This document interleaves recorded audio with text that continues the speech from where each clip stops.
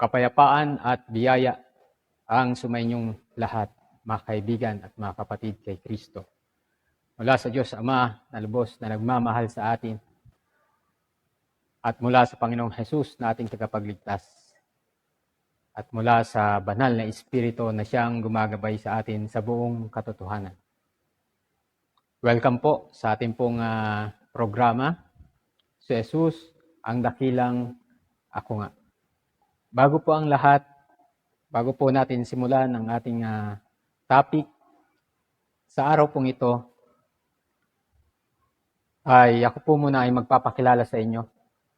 Ako po pala si Brother Ton Rubiso, ang inyo pong tagapagsalita sa programang ito.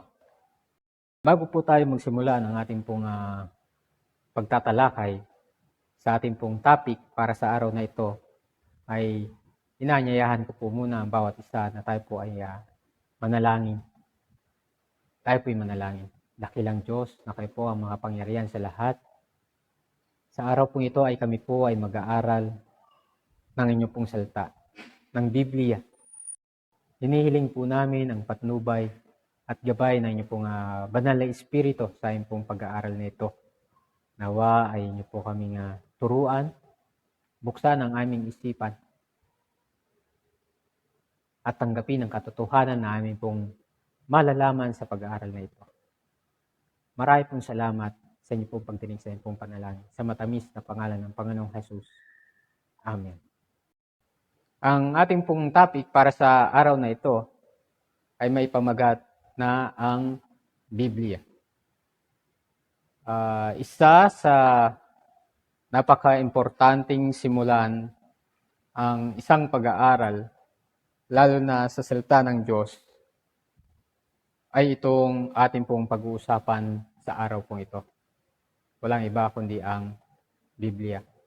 Sapagkat sa panahon po natin ngayon, ay marami nang kumukuha ng atensyon ng ating pong mga isipan, ng ating pong mga mata, maging ng ating pong tainga. Nawawala ang ating pong isipan sa salita ng ating pong Panginoong Diyos. Isang swipe mo lang ay marami ka ng mapagkakalibangan. Sa panahon natin, ang libro na tinatawag po nating Biblia, ay ito ay nalalaman po nating ito ay nilalamanan ng mga turo, salita ng ating pong Panginoong Diyos. Dito sumisipi ang ating pong mga pastor o maging ang ating pong mga pari sa kanilang pagmemensahe patungkol sa ating pong Panginoong Diyos. Kinikilala po natin ang librong ito sa tawag na ang Biblia sa ating pong panahon. Sa topic na ito ay meron po tayong tatlong katanungan na tatalakayin at sasagutin ng mga talata ng Biblia ang mga katanungang ito na ating pong pag-uusapan. Unang katanungan ay ito. Sa anong tawag kilala ang Biblia sa panahon ng ating Panginoong Hesus? Sa panahon ng ating Panginoong Hesus, nung siya po ay nagkatawang tao at siya ay nangaral sa ating pong sanlibutan, ano ang tawag sa panahon ng ating Panginoong Hesus na sa ngayon ay tinatawag po nating Biblia? Ngunit sa kanya pong panahon, ano po kaya ang tawag? O anong tawag kilala ang Biblia sa panahon ng ating Panginoong Hesus?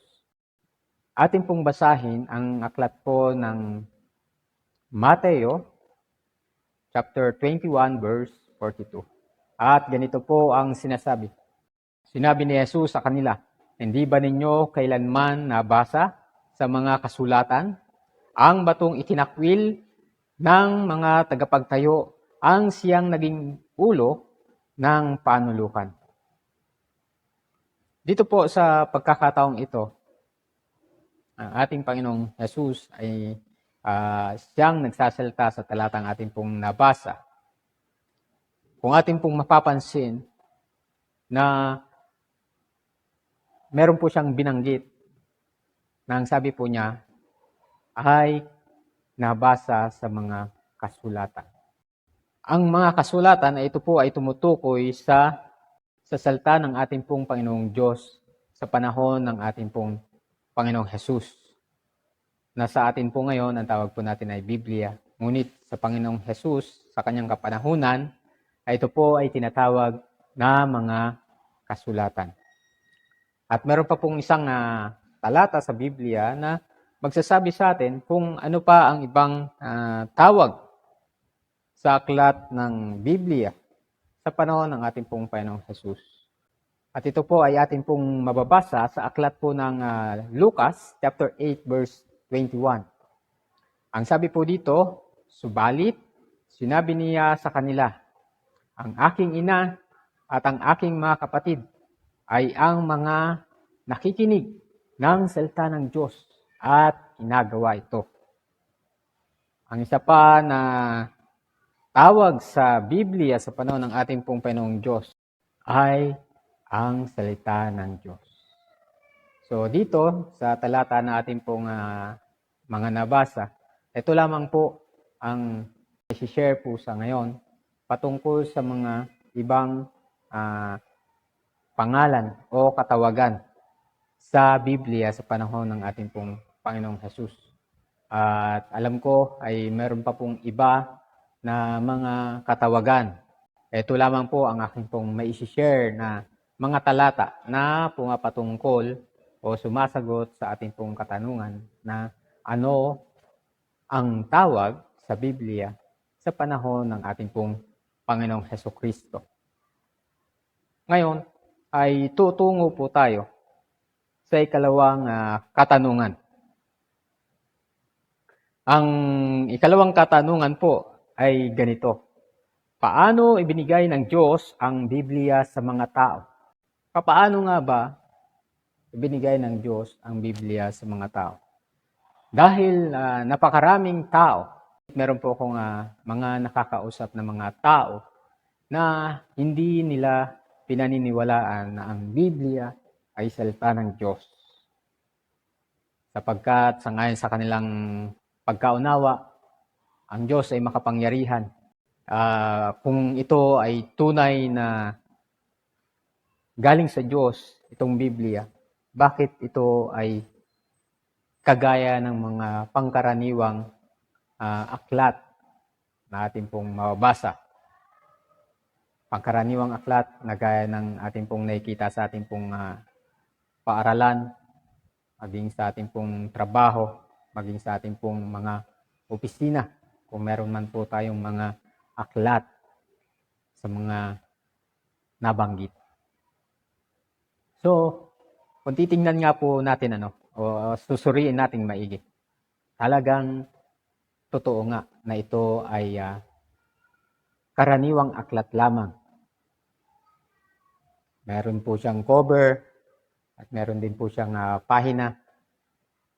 Kung babasahin naman po natin ang mga nakasulat, mga kaibigan, mga kapatid, ay nilalamanan ng mga kwento ng mga pangyayari noong unang panahon. So, dito sa mga talatang ating pong babasahin ay sasagutin ang katanungang ito. Papaano na ang Biblia ay binigay ng Diyos sa mga tao? At bakit natin ito pinapaniwalaang na ito ay galing sa Diyos? Ano nga ba ang sinasabi ng Biblia? Dito sa mga talata na ating pong babasahin, ay ito po ang ating pong mababasa sa ikalawang aklat po ng Pedro, chapter 1, verse 20 hanggang 21. Ang sabi po dito, una sa lahat, dapat ninyong malaman ito na walang propesiya ng kasulatan na nagmula sa pansariling pagpapakahulugan. Verse 21, sapagkat walang propesiya na dumating kailanman sa pamamagitan ng kalooban ng tao, kundi ang mga taong inudyukan ng Espiritu Santo ay nagsalita mula sa Diyos. Dito sa mga talata natin pong nabasa, sa aklat po ng 2 Pedro, ay nagsasabi sa atin na una daw po sa lahat ay huwag daw po natin isipin na ang mga propesiya, lalo't higit na nakasulat sa mga kasulatan sa Biblia, ay nagbuhat sa sariling kaisipan ng mga taong nagsulat nito. Ang sabi ng talata, sapagkat walang propesiya na dumating kailanman sa pamagitan ng kalooban ng tao, kundi ang mga taong inudyukan ng Espiritu Santo ay nagsalita mula sa Diyos. Mga kaibigan, mga kapatid, oo, ang Biblia ay gawa ng tao. Sulat ng tao, sapagkat tunay ang ating nakikita. Ngunit, huwag po nating babaliwalain ang sinabi ng talatang ito na ating pong nabasa sa ngayon.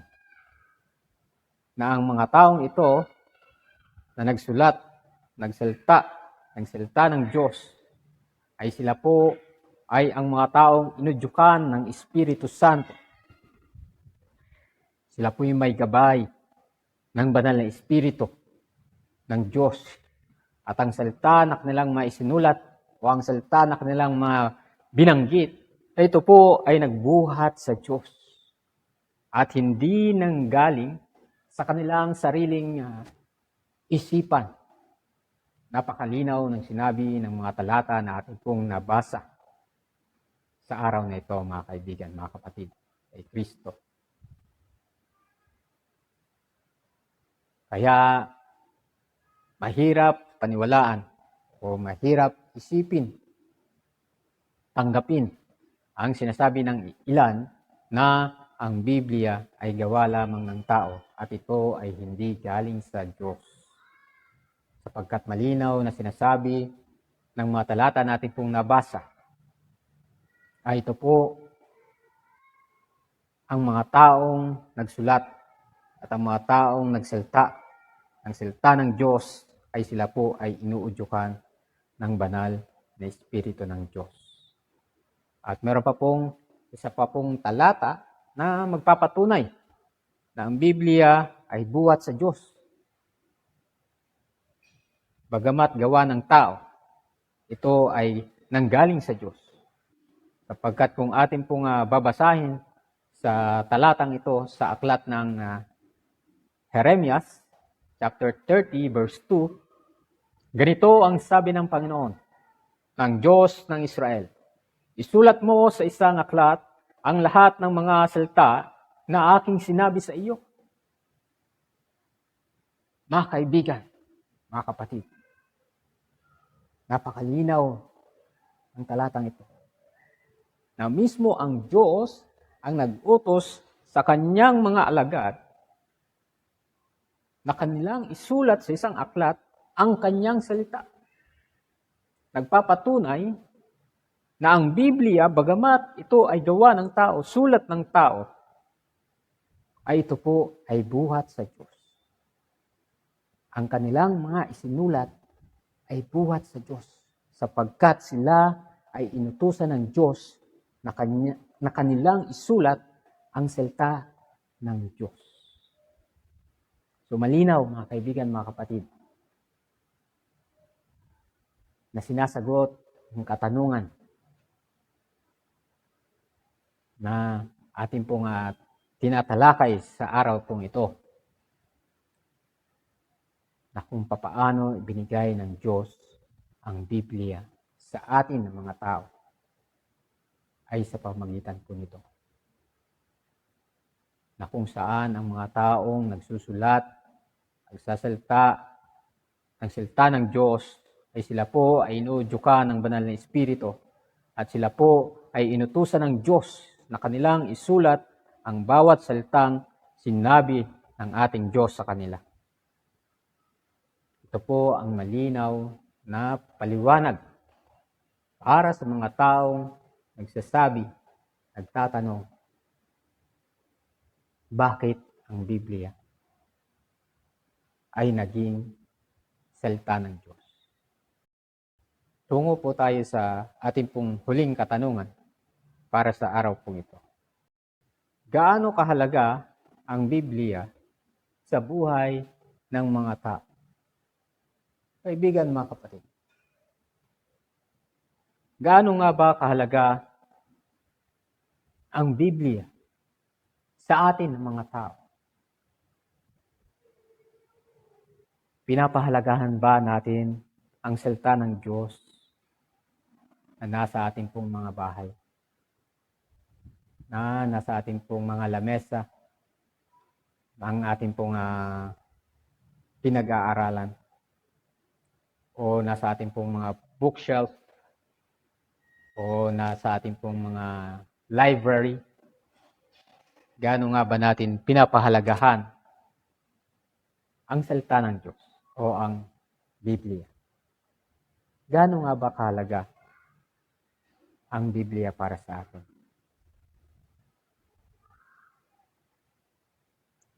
Atin pong basahin ang mga awit, aklat ng mga awit, 119 verse 105. Ilawan sa aking mga paa ang salita mo at liwanag sa landas ko. Sa talatang ito, nilalarawan ang salita ng Diyos sa isang ilawan na lumiliwanag sa dakong madilim. Isipin po natin, mga kaibigan, mga kapatid. Kapag ang araw ay hindi magbigay ng kanyang liwanag sa ating pong sanlibutan sa loob ng isang buwan, ano kaya ang mangyayari? Dito sa talatang ito ay nagsasabi na ang liwanag at ang salita ng Diyos ay magkasing importante sa buhay ng tao. Kung gaano kaimportante ang liwanag sa ating pong bahay, kung gaano kahalaga ang ilaw sa loob ng ating pong bahay, kung gaano kahalaga ang sikat ng araw sa ating pong mundo, ay gayon din kahalaga ang salita ng Diyos sa ating pong mga buhay. Mga kaibigang minamahal, mga kapatid ko kay Kristo, ang Biblia ay napakahalaga sa bawat isa po sa atin. Kasing halaga ng sikat ng araw. Pangalawang talata po.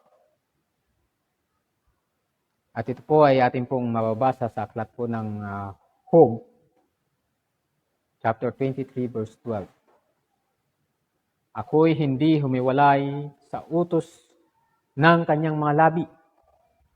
Aking pinagyaman ang mga salita ng kanyang bibig ng higit kaysa aking kailangang pagkain.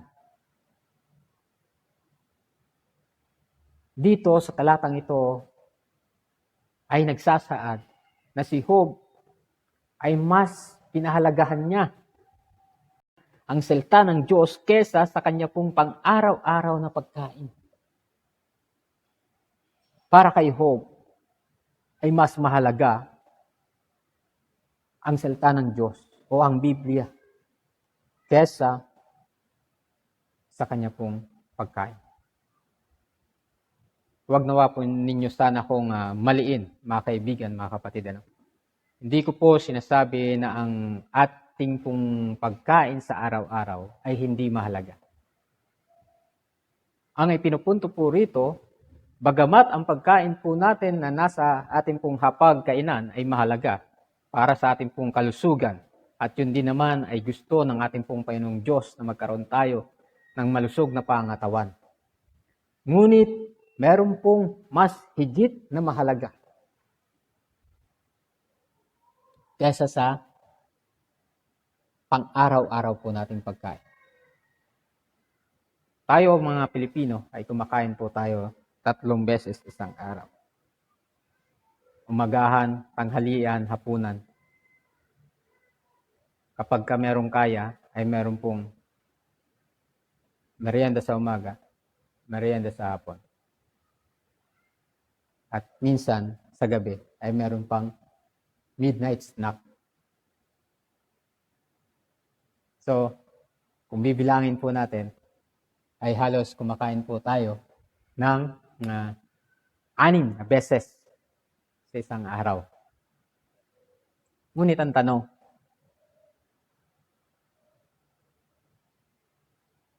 ilang beses po tayo nagbabasa ng salita ng Diyos? Ang tanong na ito ay iiwan ko po sa inyo. Personal po ninyong sasagutin ito sa inyong mga sarili. Si Job, kung atin pong nalalaman ang kanyang kwento sa kanyang aklat, ini-encourage ko po ang bawat isa sa inyo na inyo pong basahin ang aklat po ni Job, sapagkat napakaganda ng kwento ng buhay ni Job, mga kaibigan. Meron pong pagkakataon sa buhay ng ating pong Panginoong Jesus. At ito po ay ating pong mababasa sa aklat po ng Mateo chapter 4, verse 2 hanggang 4. Ay ganito po ang ating pong mababasa.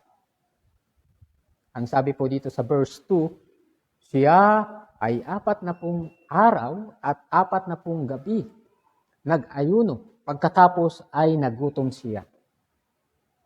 Sa pagkakataon pong ito, mga kaibigan, ang ating pong Panginoong Jesus, bago siya nagsimula ng kanyang missionary work, nung siya po ay nagkatawang tao sa sanlibutan ito, siya po muna ay nag-ayuno, o sa salitang Ingles ay nag-fasting. So alam kung may background po kayo o kung alam po ninyo ang ibig sabihin ng pag-aayuno o fasting, ay katulad po ito sa ating pong mga kaibigang Muslim sa tuwing Ramadan. Mga kaibigan, mga kapatid. Ang ating pong Panginoong Jesus ay nag-ayuno ng 40 araw at 40 gabi.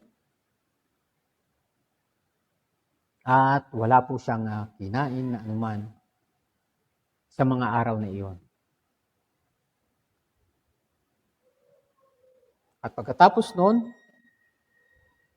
sa kasunod na talata ay ganito po ang sinasabi sa verse 3. Dumating ang manunukso at sinabi sa kanya, kung ikaw ang anak ng Diyos, ipag-utos mo na ang mga batong ito ay maging tinapay. Ano daw po, minamahal nating kaibigan, kapatid, ang kaaway na si Satanas, nang makita niya ang Panginoong Jesus ay natapos na sa pag-aayuno at nakita niyang gutom na at nahihirapan sa kanyang kalagayan, ay napaisip, siguro naman ay aking matutukso si Kristo sa pamamagitan ng pagkain. Sige nga, kung ikaw ang anak ng Diyos, ipag-utos mo na ang mga batong ito ay maging tinapay, ang sabi ni Satanas sa pantutukso sa ating pong Panginoong Diyos. Na gutom at nahihirapan sa kanya pong kalagayan pagkalipas ng siya ay mag-ayuno. Ano ang sagot ng ating Panginoong Jesus sa tukso ng kaaway na si Satanas? At dito, sa kasunod na talata, sa verse 4 ay ating pong mababasa. Ngunit siya ay sumagot, nasusulat, hindi sa tinapay lamang mabubuhay ang tao, kundi sa bawat salitang lumalabas sa bibig ng Diyos. Napansin po ninyo, mga minamahal kong kaibigan, kung papaanong sinagot ang ating Panginoong Jesus ang tukso ng kaaway na si Satanas. Ang sabi niya ay, nasusulat. Ito po ay nagpapabatid sa atin na ang ating pong Panginoong Jesus ay sumisipi sa Biblia o sa salita ng Diyos. Nilabanan niya ang tukso ng kaaway na si Satanas sa pamamagitan ng salita ng Diyos. At ang kanyang sagot ay ito. Hindi sa tinapay lamang mabubuhay ang tao, kundi sa bawat salitang lumalabas sa bibig ng Diyos. Oo, kaibigan, ikaw ay nakakain ng 3 beses isang araw. Oo, o ikaw ay may kakayanang kumain ng 6 na beses sa isang araw na merong merienda sa umaga, sa hapon at sa gabi ay meron pang midnight snack.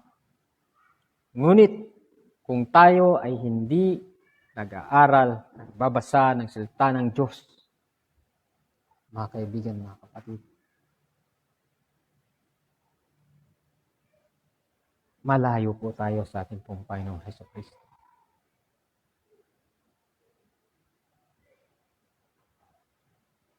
Sapagkat kung tayo man ay kumakain ng 3 beses isang araw, ngunit ating nakakalimutan ang salita ng Diyos sa ating pong buhay, na siyang mas mahalaga sa pang-araw-araw nating pagkain.